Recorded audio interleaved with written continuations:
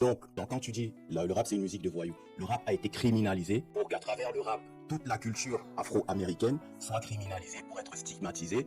Et il y a une interview intéressante dans laquelle Ice Cube, par exemple, explique comment les patrons de labels influencent la création musicale en conditionnant les financements par exemple, au début des années 90, pour la petite parenthèse, pour faire contrepoids avec la dimension révolutionnaire du rap portée par des artistes comme Public Enemy, avec des slogans comme Fight the Power, etc. On a, si tu veux, les propriétaires des complexes pénitentiaires.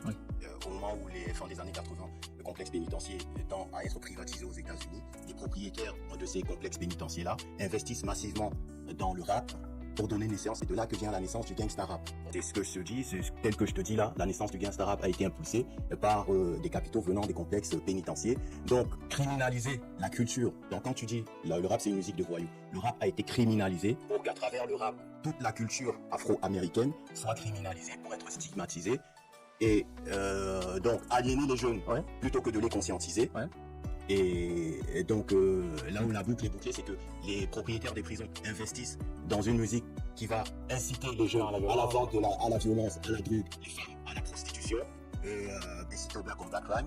Et si donc la communauté est plongée dans le marasme, et certains deviennent des toxicomanes, d'autres des criminels, et pour ceux qui survivent, c'est la prison. Rendez-vous ce jeudi à 19h pour le podcast complet sur la chaîne YouTube d'Argent Livre.